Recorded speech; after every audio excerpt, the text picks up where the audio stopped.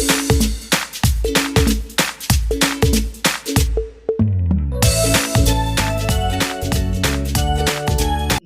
नमस्कार, success by AD sir YouTube channel में आपका स्वागत है। आज की क्लास में हम लोग हिंदी से संबंधित एक टॉपिक लेकर आए हैं, वर्ड विचार। दोस्तों आपको बता दें कि वर्ड विचार टॉपिक जो है बहुत ही इंपॉर्टेंट है। हिंदी से संबंधित कोई भी एग्जाम अगर है सिलेबस में, अगर व्याकरण है तो वर्ड विचार से 5 से 7 क्वेश्चन आने की संभावना बिल्कुल प्रबल होती है। इसलिए आज हम लोग देखेंगे बहुत ही इंपॉर्टेंट टॉपिक वर्ड विचार। वर्ड विचार में हम लोग देखते हैं सबसे पहले वर्ड क्या होता है।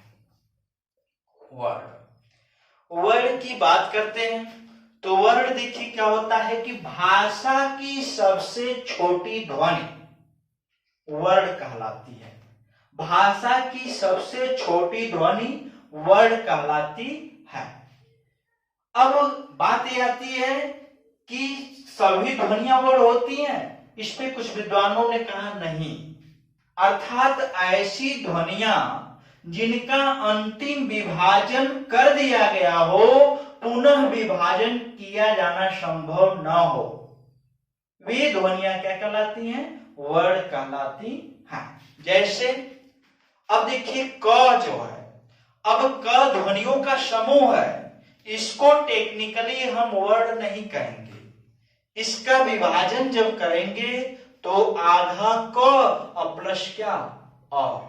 इसी तरह से ख आधा ख प्लस क्या अ। इसी तरह ग आधा ग प्लस अ। ये क्या है? वर्ड है जिनका अंतिम विभाजन कर दिया गया है। ये सब क्या है? वर्ड है, इनका अंतिम विभाजन कर दिया गया है। इसी संबंधित थोड़ा सा एक होता है अक्षर।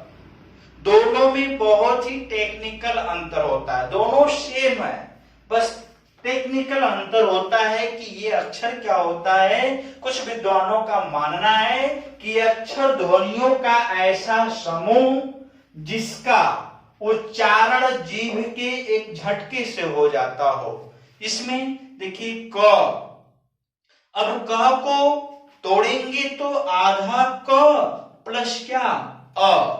अब ये तो ध्वनि है ना, अब ध्वनियों का ये क्या है? समूह है। ये क्या है? अक्षर है। ये टेक्निकली अंतर है लेकिन दोनों सेम है। दोनों वर्ड और अक्षर दोनों सेम है, बस थोड़ा सा अंतर है। अब हम आते हैं, देखते हैं वर्ड के भेद। वर्ड के भेद, वर्ड के भेद की बात करते हैं।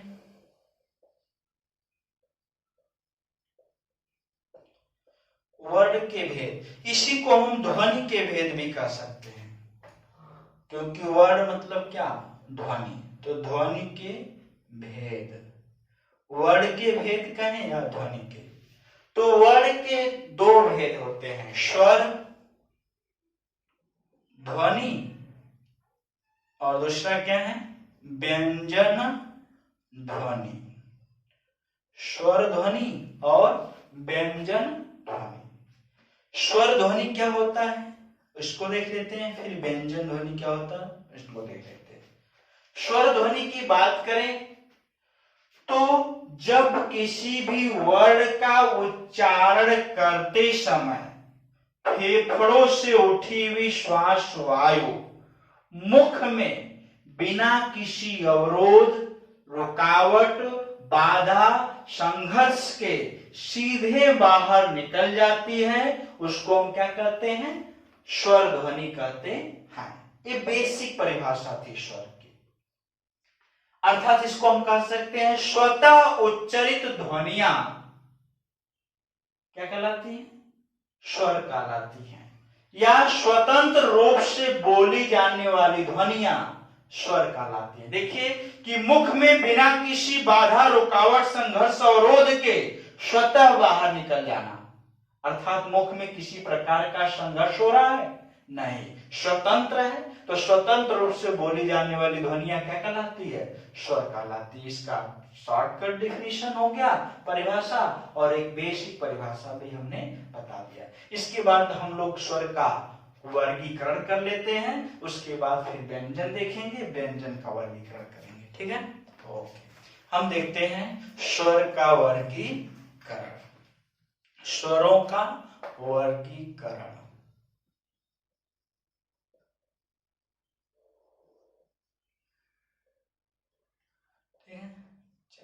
स्वरों का वर्गीकरण करने से पहले हम लोग ये देखते हैं कि हिंदी वर्णमाला में कुल कितने स्वर होते हैं। तो सामान्य रूप से हिंदी वर्णमाला में कुल 11 स्वर होते हैं। कितने स्वर होते हैं? 11 स्वर। हिंदी वर्णमाला में कुल 11 स्वर होते हैं। कौन कौन? अ, आ, ई, बड़ी ई, छोटा ऊ, बड़ा ऊ, री, ए, ऐ, ओ, औ। ये सब क्या है? स्वर। हिंदी वर्णमाला में कुल कितने स्वर होते हैं? 11। कुछ लोगों का दिमाग में प्रश्न बन रहा होगा कि अंग और अह भी होता है। नहीं, आपको क्लियर कर दें कि जो है अंग और अह को जो है न ही स्वर में जगह दी गई और न ही व्यंजन में जगह मिली। तो अब इनको हम कहते हैं अयोगवाही वर्ण। तो अंग और अह जो क्या है? अयोगवाही वर्ण है।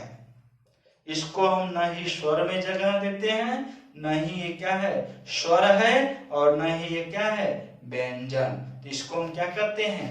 अयोगवाही वर्ण। इसको हम अयोगवाही वर्ण की संज्ञा देते हैं। आगे आते हैं कि स्वरों का वर्गीकरण देखते हैं। ठीक है,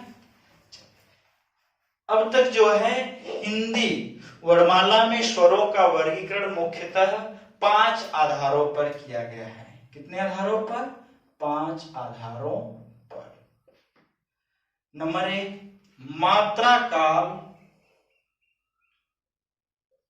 या समय के आधार पर।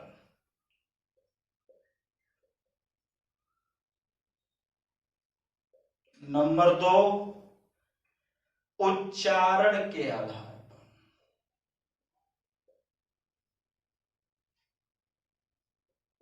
नंबर 3, जिह्वा के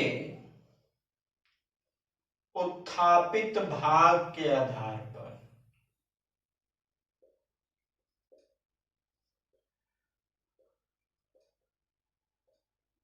नंबर 4, ओष्ठों की गोलाई के आधार पर।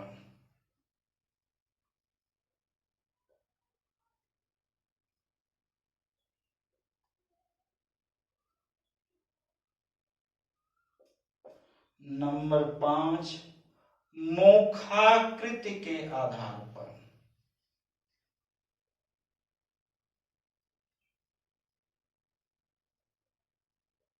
मुखाकृति के आधार पर। अब इसमें हम लोग बारी बारी से सबको देखेंगे। मात्रा काल या समय के आधार पर पहला देखते हैं, मात्रा काल या समय के आधार पर। मात्रा काल या समय के आधार पर बात करते हैं तो जो है पहले देखते हैं कि मात्रा क्या होता है। जब भी किसी वर्ण का उच्चारण करने पर जो समय लगता है उसी को क्या कहते हैं? मात्रा कहते हैं। जब किसी स्वर का उच्चारण करने में ज्यादा समय दीर्घ स्वर, कम समय ह्रस्व स्वर, ज्यादा समय बड़ी की मात्रा, कम समय छोटी की मात्रा। क्लियर है? तो जब भी किसी वर्ण के उच्चारण करने में जो समय लगता है उसी को क्या कहते हैं? मात्रा कहते हैं। तो मात्रा काल या समय के आधार पर स्वर 2 प्रकार के होते हैं। मात्रा काल या समय के आधार पर स्वर कितने प्रकार के होते हैं? 2 प्रकार के होते हैं। सॉरी, 3 प्रकार के होते हैं। ह्रस्व स्वर, नंबर 2 दीर्घ स्वर, और नंबर 3 जो है प्लुत स्वर। ये मात्रा काल या समय के आधार पर।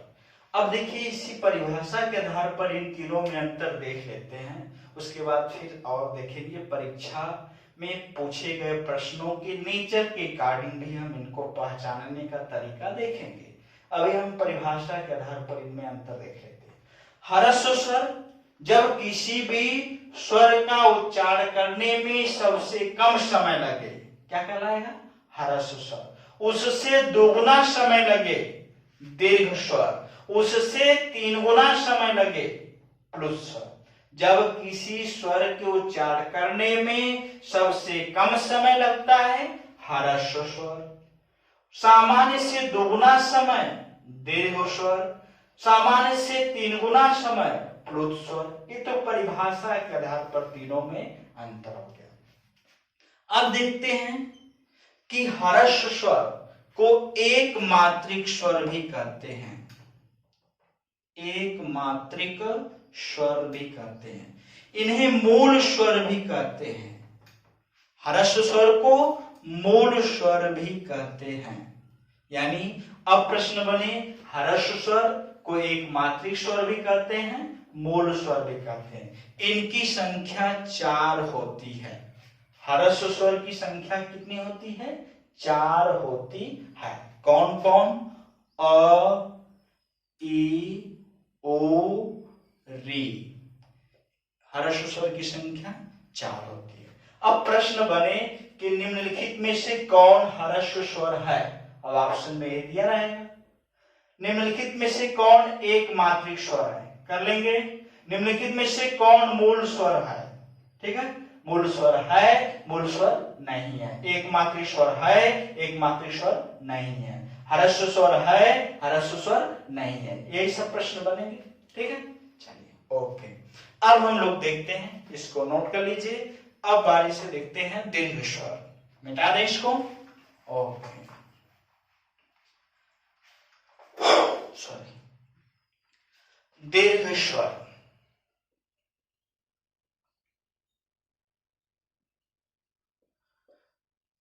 दीर्घ स्वर तो हम लोग मात्रा काल या समय के आधार पर देख लिए थे परिभाषा। अब इसको देखते हैं, इसको द्विमात्रिक स्वर भी कहते हैं। इसको द्विमात्रिक स्वर भी कहते हैं, इसको संयुक्त स्वर भी कहते हैं। इसको संयुक्त स्वर भी कहा जाता है। इसको द्विमात्रिक स्वर भी कहते हैं, संयुक्त स्वर भी कहा जाता है।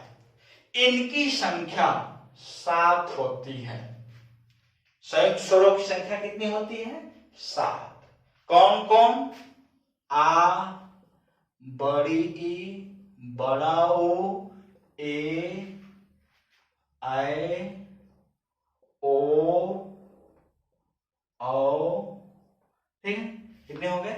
1 2 3 4 5 6 7। और एक चीज और ध्यान रखिएगा, ये जो स्वर के आ, ई, ओ, इनको हम वास्तविक स्वर भी कहते हैं। वास्तविक स्वर। और इनको हम संधि स्वर भी कहते हैं। संधि स्वर, वास्तविक स्वर, और इनको हम कहते हैं संधि स्वर। मात्रा अपना देख लीजिएगा, क्योंकि बोलने और लिखने में अंतर होता है। ठीक है, तो आ, ई, ओ स्वरों के जो होते हैं दीर्घ संयुक्त स्वर, इनको हम वास्तविक दीर्घ स्वर कहते हैं।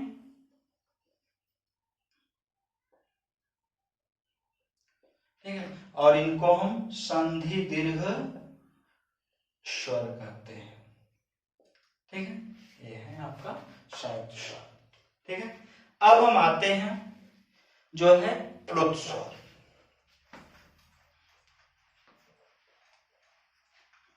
प्लुत स्वरों की बात करें तो कोई भी स्वर अपने वास्तविक रूप में प्लुत स्वर नहीं होता। सामान्य रूप में कोई भी स्वर प्लुत नहीं होता है, इसे प्लुत बनाया जाता है। अर्थात जब किसी भी स्वर को सामान्य स्वर से 3 गुना समय लेकर अगर हम बोलते हैं, उच्चारण करते हैं, तो उसको अपने आप में प्लुत स्वर बन जाता है। जैसे हम कहें ओम, अभी क्या है 3 गुना समय लग जाता है। तो जब भी किसी भी स्वर को उच्चारण करने में सामान्य से 3 गुना समय लग जाता है, तो इसको हम क्या कहते हैं, प्लुत स्वर कहते हैं। इसको प्लुत रूप में दर्शाने के लिए प्लुत चिन्ह का प्रयोग करते हैं। और ये ध्यान रखिएगा, हिंदी का देखने में 3 लग रहा है और इसको आपको याद करने में भी बेहतरीन है, सटीक होगा।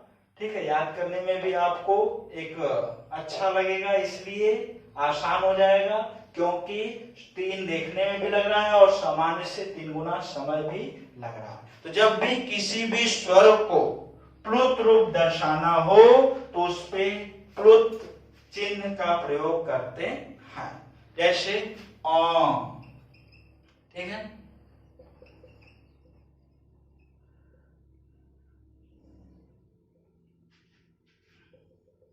ठीक है, इस तरह से। तो ये क्या है, प्लुत स्वर। ठीक है, अब हम आते हैं उच्चारण के आधार पर। ये आपका था मात्रा काल या समय के आधार पे। मात्रा काल या समय के आधार पे हम लोग स्वर देख लिए।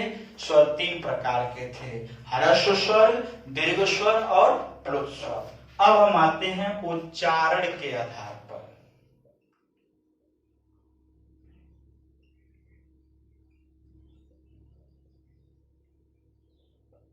उच्चारण के आधार पर, इस आधार पे स्वर मुख्यतः 2 प्रकार के होते हैं, अनुनासिक स्वर और दूसरा जो है अनुनासिक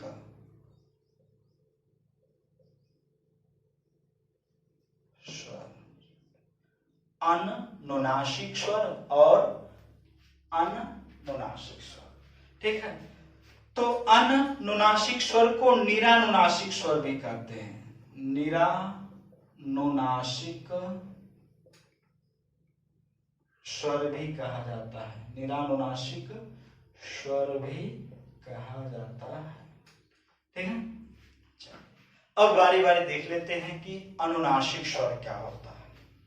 ठीक है, तो जब भी किसी भी वर्ण का उच्चारण करने पर श्वास वायु जो होती है मुख और नाक दोनों से बाहर निकले। जब भी किसी वर्ण का उच्चारण करने पर श्वास वायु मुख और नाक दोनों से बाहर निकले तो उसको हम कहते हैं अनुनासिक स्वर। ठीक है, और जब किसी स्वर का उच्चारण करने पर श्वास वायु केवल मुख से बाहर निकलती है, नाक से नहीं, उसको हम कहते हैं निरानुनासिक स्वर। तो सबसे पहले तो इसको देख लीजिए कि सामान्य रूप में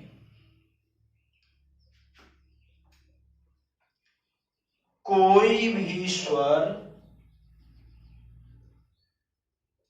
अनुनासिक नहीं है। सामान्य रूप में कोई भी स्वर सामान्य रूप में सभी स्वर क्या होते हैं, निरानुनासिक होते हैं। सामान्य रूप में कोई भी स्वर अनुनासिक नहीं होता है और सामान्य रूप में सभी स्वर क्या होते हैं, जो है निरानुनासिक होते हैं। क्योंकि देखिए अ, आ, ई, ओ, ए, ऐ, ओ और डॉट डॉट। ठीक है, किसी भी स्वर का उच्चारण करेंगे तो श्वास वायु केवल मुख से बाहर निकलती है, नाक से नहीं। तो इसीलिए किसी भी स्वर को अनुनासिक बनाने के लिए चंद्र बिंदु का प्रयोग करते हैं। तो इस चिन्ह का प्रयोग करते हैं। ठीक है, चंद्र बिंदु का प्रयोग करते हैं। ठीक है, कभी किसी भी स्वर का, जैसे कहें अ,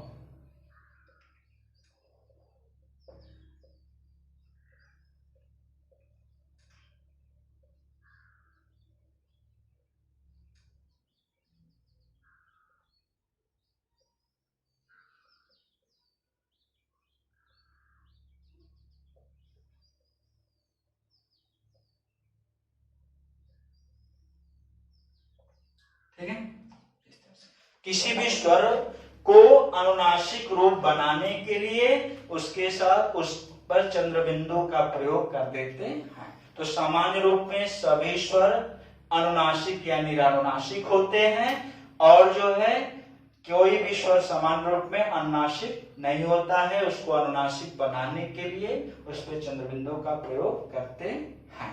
ठीक है, जो है अब नेक्स्ट देखते हैं हम लोग। ये तो दो टाइप्स हो गए, मात्रा काल या समय के आधार पे। अब हम आते हैं जो है ओष्ठों जिह्वा के उत्थापित भाग के आधार पर।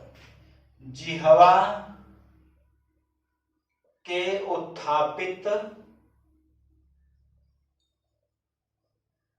भाग के आधार पर, जिह्वा के उत्थापित भाग के आधार पर, जिह्वा के उत्थापित भाग के आधार पर देखा गया।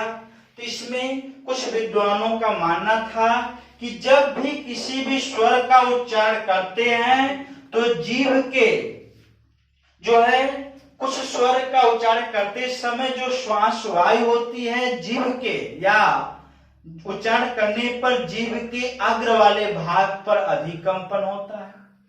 कुछ स्वरों का उच्चारण करने पर जीभ के मध्य वाले भाग पर अधिक कंपन होता है। कुछ स्वरों का उच्चारण करने पर जीभ के पश्च वाले भाग पर अधिक कंपन होता है। तो अग्र भाग पे अधिक कंपन, तो इसको हम कहते हैं अग्र स्वर।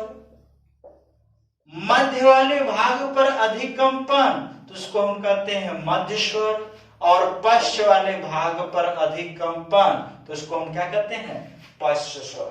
ठीक है, तो अग्र स्वर, मध्य स्वर, पश्च स्वर, यानी इस आधार पर जिह्वा के उत्थापित भाग के आधार पर स्वरों की संख्या कितनी हो गई? स्वरों का वर्गीकरण कितने प्रकार का? 3 प्रकार, अग्र स्वर, मध्य स्वर और पश्च स्वर। तो जिन स्वरों का उच्चारण करने पर जो है जिह्वा के अग्र भाग पर अधिक कंपन होता है, उसको हम कहते हैं अग्र स्वर। देखिए जैसे ई, और जो है ए, ऐ, इनका उच्चारण करके देखिएगा। उच्चारण करते समय जीभ के अग्र भाग पर अधिक कंपन होगा, ए, ऐ। ठीक है, इसी तरह मध्य स्वर की बात करें तो जब उच्चारण करने पर जीभ के मध्य वाले भाग पर अधिक कंपन हो तो उसको हम क्या कहते हैं, मध्य स्वर। इसमें एक आता है अ का उच्चारण करेंगे तो क्या होता है, जीभ के मध्य वाले भाग पर अधिक कंपन होता है, जिसको हम कहते हैं मध्य स्वर। और आपको यह भी बता दें कि एक बार प्रश्न आ चुका है कि केंद्रीय स्वर किसे कहते हैं, तो केंद्रीय स्वर भी इसी को कहते हैं, केंद्रीय स्वर। तो अ को हम क्या कहते हैं, केंद्रीय स्वर भी कहते हैं। पश्च स्वर की बात करें तो जब किसी भी वर्ण का उच्चारण करते समय जो है कंपन जो होता है जीभ के जड़ वाले भाग, जड़ मतलब पीछे वाले भाग पर अधिक हो तो उसको हम क्या कहते हैं, पश्च स्वर कहते हैं। इसमें जैसे आ, अब जीभ के किस भाग पर अधिक कंपन होता है, जीभ के पश्च वाले भाग पर। आ, उ, ओ, ये सब क्या है, ओ,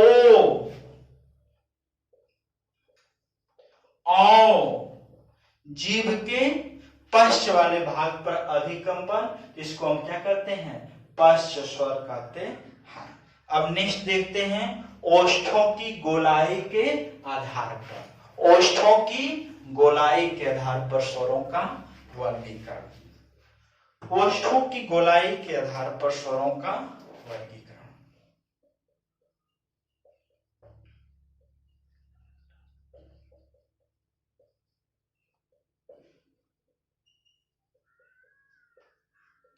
ओष्ठों की गोलाई के आधार पर देखिए, कुछ विद्वानों का मानना था कि ये वर्गीकरण, कुछ ऐसे भी वर्ण होते हैं जिनका उच्चारण करने पर ओष्ठों का आकार लगभग गोल सा हो जाता है, तो उसको हम कहते हैं वृत्ताकार स्वर या वृत्तमुखी स्वर। वृत्ताकार स्वर या फिर वृत्तमुखी स्वर। और कुछ स्वर ऐसे भी होते हैं जिनका उच्चारण करने पर जीभ का ओष्ठ का आकार लगभग गोल सा नहीं होता, बल्कि क्या होता, ऊपर नीचे फैल जाना। जब किसी भी वर्ण का उच्चारण करने पर ओष्ठों का आकार लगभग गोल सा न होकर ऊपर नीचे फैल जाना, इसको हम कहते हैं अवृत्ताकार स्वर। अवृत्ताकार स्वर या फिर अवृत्तमुखी स्वर। अवृत्तमुखी स्वर, अवृत्ताकार स्वर या फिर अवृत्तमुखी स्वर। तो वृत्ताकार स्वर में कौन कौन से आते हैं? तो जिनका उच्चारण करने पर ओष्ठ का आकार लगभग गोल सा हो जाता है, उसको हम क्या कहते हैं? वृत्ताकार स्वर। ओ, बड़ा ओ, है ना, ओ, बड़ा ओ और ओ, ये क्या है? वृत्ताकार स्वर है। और इसमें क्या क्या आएंगे? जब ओष्ठ का आकार लगभग गोल सा ना होकर ऊपर नीचे फैल जाना, जिसमें आ, ई, बड़ी ई, ठीक है, ए, आई, ये क्या है? अवृत्ताकार स्वर। ठीक है, तो ओष्ठ का आकार लगभग गोल सा हो जाना वृत्तमुखी स्वर, और ओष्ठ का आकार लगभग गोल सा ना होकर ऊपर नीचे फैल जाना क्या कहलाएगा? अवृत्तमुखी स्वर। अब नेक्स्ट देखते हैं हम लोग, जो है मोक्षाकृति के आधार पर। इसको मिटा दें। ओके, मोक्षाकृति के आधार पर लास्ट पॉइंट देखते हैं, मोक्षाकृति के आधार पर।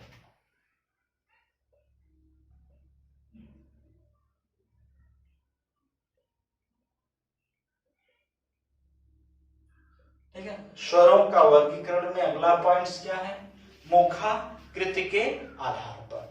इस आधार पर देखिए क्या होता है, मुख की आकृति के आधार पर कुछ स्वर ऐसे होते हैं या कुछ वर्ण ऐसे होते हैं जिनका उच्चारण करने पर मुख बहुत ज्यादा, मुख की आकृति बहुत ज्यादा खुलती है, तो उसको हम कहते हैं समृद्ध स्वर।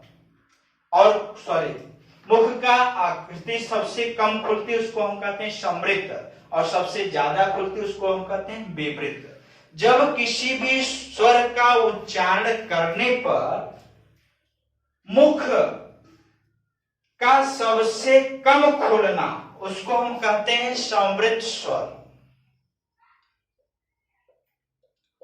और जब किसी स्वर का उच्चारण करने पर मुख का सबसे ज्यादा खुलना, उसको हम कहते हैं विवृद्ध स्वर। विवृद्ध स्वर। तो उच्चारण करके आप लोग देख सकते हैं, कुछ ऐसे स्वर हैं जिनका उच्चारण करने पर जो है मुख बहुत कम खुलती है, जैसे ई, ओ। और इसी में कुछ ऐसे स्वर हैं, इसमें समृद्ध में क्या आएगा? ई, बड़ी ई, ओ, बड़ा ओ। इसमें क्या आएगा? आ। जब किसी भी वर्ण स्वर का उच्चारण करने पर मुख का आकार बहुत ज्यादा खुलना, तो उसको हम क्या कहते हैं? विवृद्ध। और सबसे कम खुलना समृद्ध। ठीक है, इस तरह से आपका था स्वरों का वर्गीकरण। अब नेक्स्ट क्लास में हम लोग देखेंगे व्यंजन क्या होता है और व्यंजनों का वर्गीकरण देखेंगे। ठीक है, और जो भी इस क्लास में जो भी आप लोगों को समस्या अगर आई हो, इससे रिलेटेड जो भी प्रॉब्लम्स हो, जो चीजें क्लियर ना हुई हो कमेंट्स बॉक्स में आप कमेंट्स कर सकते हैं। Okay, thank you.